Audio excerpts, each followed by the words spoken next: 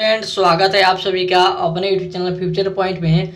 तो दोस्तों, आज के इस वीडियो में मैं बताने वाला हूं बिहार बोर्ड मैट्रिक परीक्षा 2026 के लिए हिंदी का 50 मोस्ट इंपोर्टेंट क्वेश्चन, जो कि काफ़ी ज़्यादा इंपॉर्टेंट प्रश्न है। तो इस वीडियो को शुरू से अंत तक देखिएगा, इस वीडियो को कहीं से स्किप मत कीजिएगा और इस चैनल पर नए हैं तो चैनल को सब्सक्राइब कीजिएगा और वीडियो को लाइक जरूर कीजिएगा। तो चलिए स्टार्ट करते हैं आज का वीडियो। तो दोस्तों, यहाँ पे आपका पहला नंबर प्रश्न है, रसुलन बाई थी तो बताइए क्या थी। आपका क्वेश्चन है रसुलन बाई थी तो बताइए क्या थी। तो याद रखिएगा गायिका थी। क्या थी? तो गायिका थी। याद रखिएगा सी ऑप्शन राइट आंसर होगा। चलिए अगला प्रश्न को चलते हैं। तो दोस्तों, यहाँ पे आपका अगला प्रश्न है, शेक्सपियर किस भाषा के कवि है। बताइए कमेंट करके, शेक्सपियर किस भाषा के कवि है। तो याद रखिएगा शेक्सपियर किस भाषा के कवि है। तो अंग्रेजी भाषा के कवि है। किस भाषा के कवि है? तो अंग्रेजी भाषा के कवि है। यहाँ पे आपका डी ऑप्शन राइट आंसर होगा। आगे बढ़ते हैं अगले प्रश्न को। तो दोस्तों, यहाँ पे आपका अगला प्रश्न है, मछली शीर्षक कविता में दीदी के प्रेमी का नाम क्या था। आपके क्वेश्चन है, मछली शीर्षक कविता में दीदी के प्रेमी का क्या नाम था। बताइए कमेंट करके क्या नाम था। तो याद रखिएगा क्या नाम था। तो नरेर नाम था। क्या नाम था?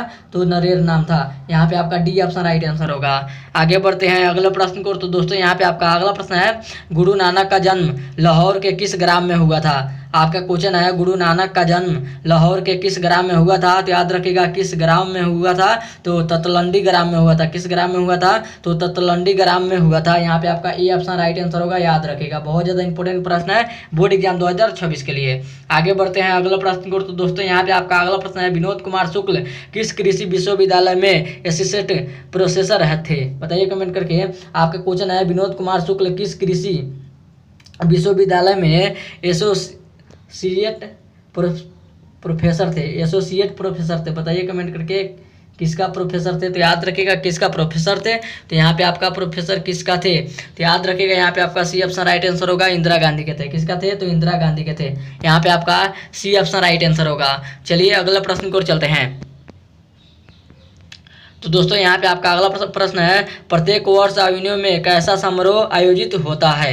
आपका क्वेश्चन है, प्रत्येक वर्ष एवेन्यू में कैसा समारोह आयोजित होता है। बताइए कमेंट करके कैसा समारोह आयोजित होता है। तो रंग समारोह आयोजित होता है। कौन सा समारोह आयोजित होता है? तो रंग समारोह आयोजित होता है। यहाँ पे आपका ए ऑप्शन राइट आंसर होगा।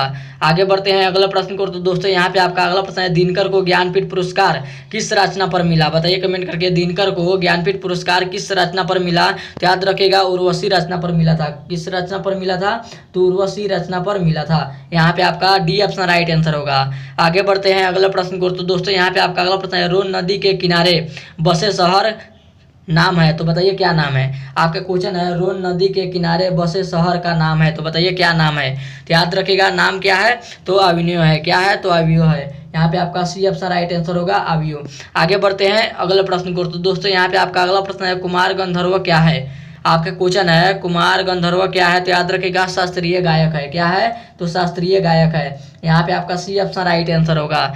आगे बढ़ते हैं अगले प्रश्न को। तो दोस्तों, यहाँ पे आपका अगला प्रश्न है, तमिल मलयालम तेलुगु कन्नड़ भाषाएं हैं। आपका क्वेश्चन है, तमिल मलयालम तेलुगु कन्नड़ भाषाएं हैं। तो बताइए किसका भाषाएं हैं। तो याद रखिएगा किसका भाषाएं हैं। तो दक्षिण भारत की भाषाएं हैं। यहाँ पे आपका डी ऑप्शन राइट आंसर होगा। आगे बढ़ते हैं अगला प्रश्न को। तो दोस्तों, यहाँ पे आपका अगला प्रश्न है, प्लेटो और कांट थे महान। आपका क्वेश्चन है, प्लेटो और कांट थे महान। तो याद रखिएगा किसका था। तो दार्शनिक था। किसका था? तो दार्शनिक। यहाँ पे आपका बी ऑप्शन राइट आंसर होगा।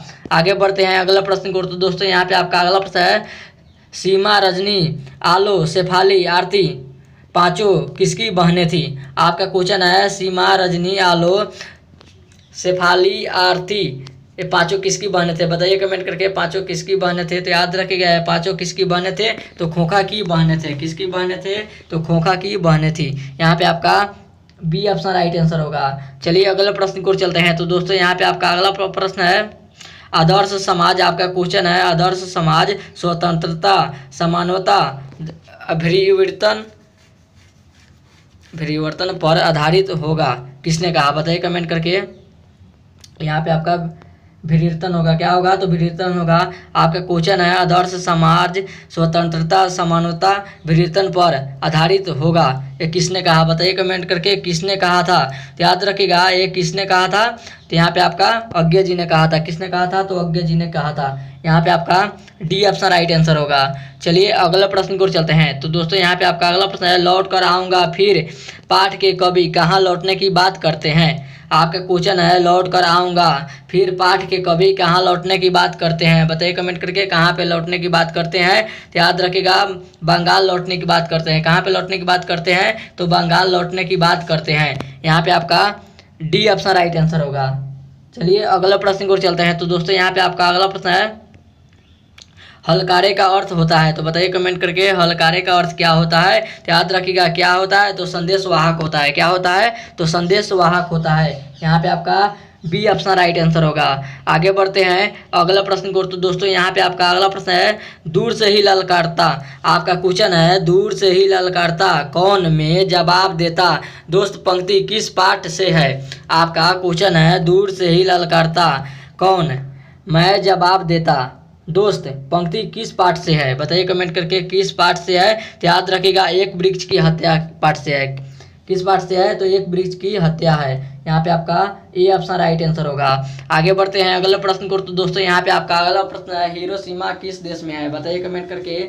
आपका क्वेश्चन है हिरोशिमा किस देश में है। तो याद रखिएगा हिरोशिमा किस देश में है, तो जापान में है। किस देश में है, तो जापान में है। यहाँ पे आपका सी ऑप्शन राइट आंसर होगा। चलिए अगले प्रश्न को चलते हैं।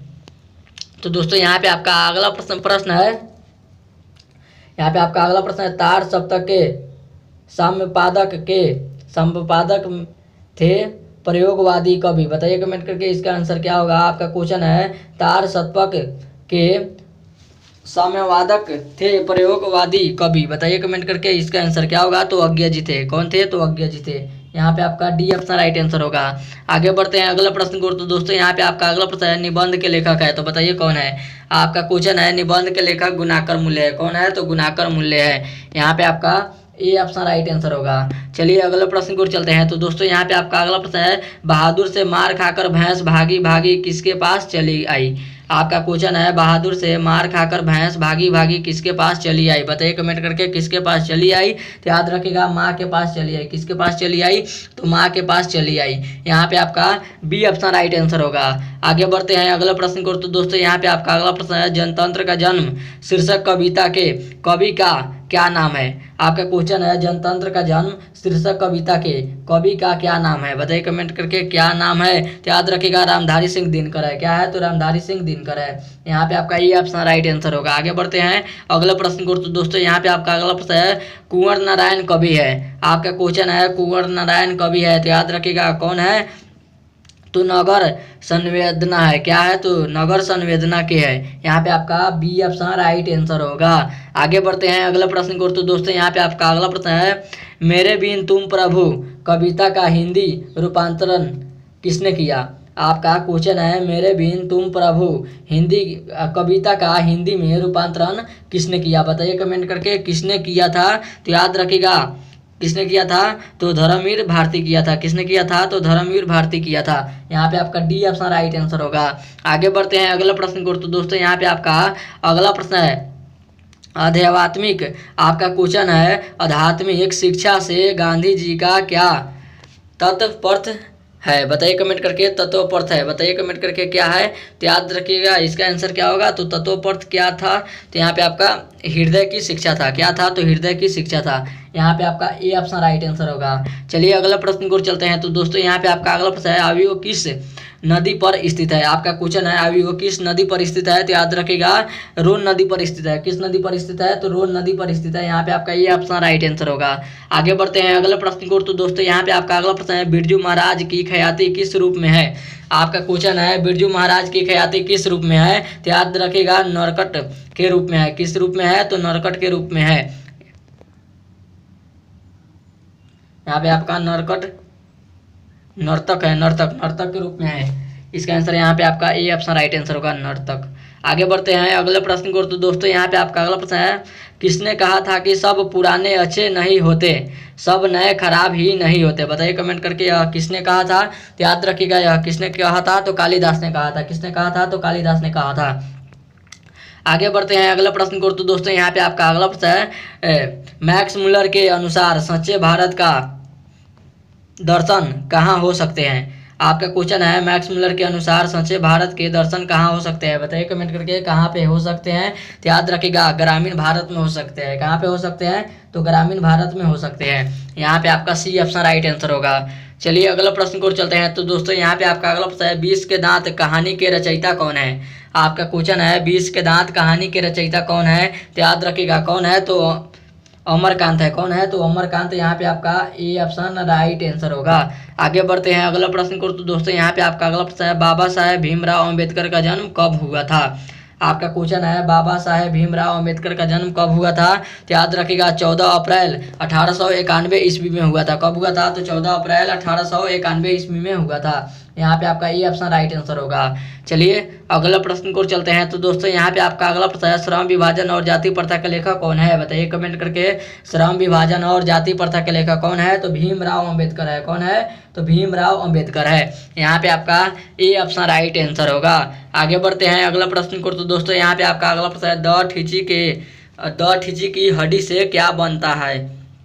आपका क्वेश्चन है, द ठीची की हड्डी से क्या बना था। बताइए कमेंट करके क्या बना था। तो याद रखिएगा द ठीची की हड्डी से क्या बना था, तो इंद्र का वज्र बना था। क्या बना था, तो इंद्र का वज्र बना था।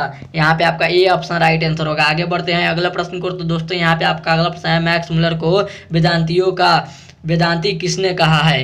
आपका क्वेश्चन है, मैक्स मुलर को वेदांतियों का वेदांती किसने कहा है। बताइए कमेंट करके किसने कहा है, तो स्वामी विवेकानंद ने कहा है। किसने कहा है, तो स्वामी विवेकानंद ने कहा है। यहाँ पे आपका बी ऑप्शन राइट आंसर होगा।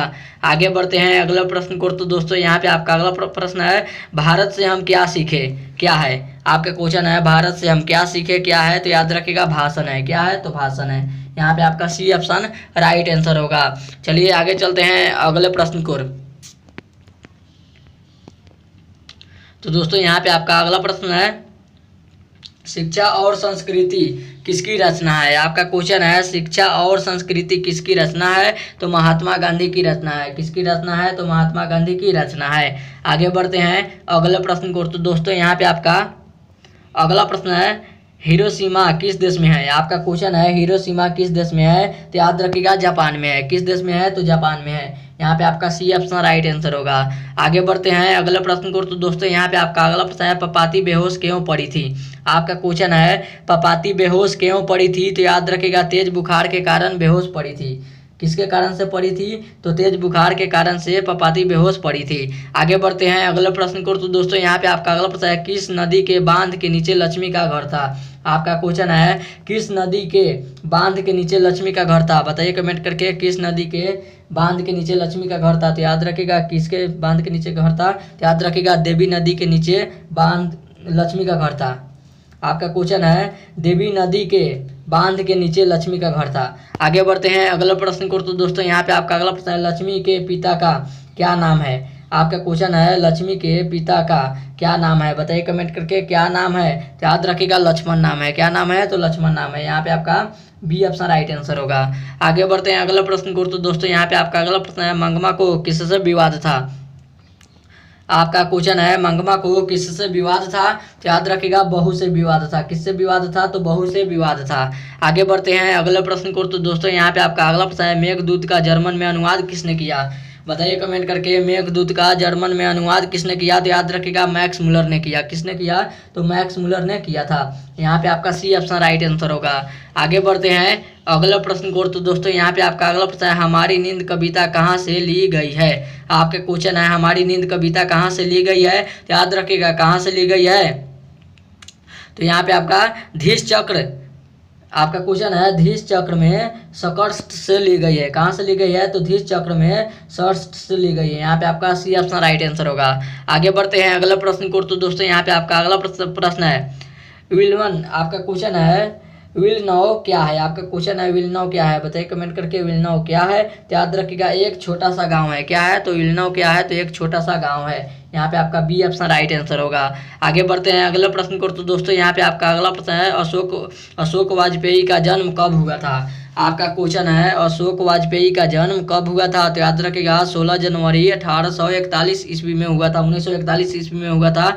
16 जनवरी 1941 ईस्वी में हुआ था। यहाँ पे आपका ए ऑप्शन राइट आंसर होगा।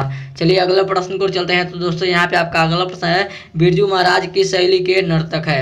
आपका क्वेश्चन है बिरजू महाराज किस शैली के नर्तक है? बताइए कमेंट करके, बिरजू महाराज किस शैली के नर्तक है? तो याद रखिएगा कथक शैली के नर्तक है। किस शैली के नर्तक है? तो कथक शैली के नर्तक है। आगे बढ़ते हैं अगला प्रश्न को। तो दोस्तों यहाँ पे आपका अगला प्रश्न है, बहादुर अपने घर से क्यों भागा था? आपका क्वेश्चन है, बहादुर अपने घर से क्यों भागा था? तो याद रखिएगा माँ की मार के कारण भागा था। किस कारण से भागा था? तो माँ की मार के कारण से भागा था। यहाँ पे आपका सी ऑप्शन राइट आंसर होगा।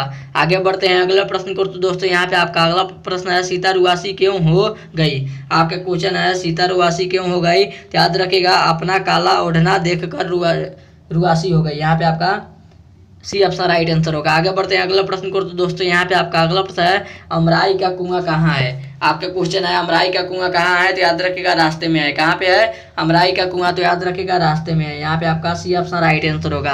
आगे बढ़ते हैं अगला प्रश्न को। तो दोस्तों यहाँ पे आपका अगला प्रश्न है, रसखान किस विषय में सिद्ध थे? आपका क्वेश्चन है, रसखान किस विषय में सिद्ध थे? बताइए कमेंट करके, किस विषय में सिद्ध थे? तो याद रखिएगा सवया छंद में सिद्ध थे। किस विषय में सिद्ध थे? तो सवया छंद में सिद्ध थे। यहाँ पे आपका ये ऑप्शन राइट आंसर होगा। आगे बढ़ते हैं अगला प्रश्न को। तो दोस्तों यहाँ पे आपका अगला प्रश्न है, हिंदुस्तानी नाम सुनी। आपका क्वेश्चन है, हिंदुस्तानी नाम सुनी अब ए सकुची लजात पंक्ति किस कविता से उद्धत है? बताइए कमेंट करके, किस कविता से उद्धत है? तो याद रखिएगा किस कविता से है? तो स्वदेशी कविता से है। किस कविता से है? तो स्वदेशी कविता से उद्धत है। यहाँ पे आपका डी ऑप्शन राइट आंसर होगा। और ये था आपका वीडियो का लास्ट प्रश्न। उम्मीद करते हैं वीडियो आप सभी को बहुत ही अच्छा लगा होगा। तो इस वीडियो में जाते जाते इस वीडियो को जरूर एक लाइक कर दीजिएगा और चैनल पर नया चैनल को सब्सक्राइब जरूर कीजिएगा। तब तक मिलता है अगले वीडियो में। तब तक bye bye, thank you for watching. मिलते हैं अगले वीडियो में।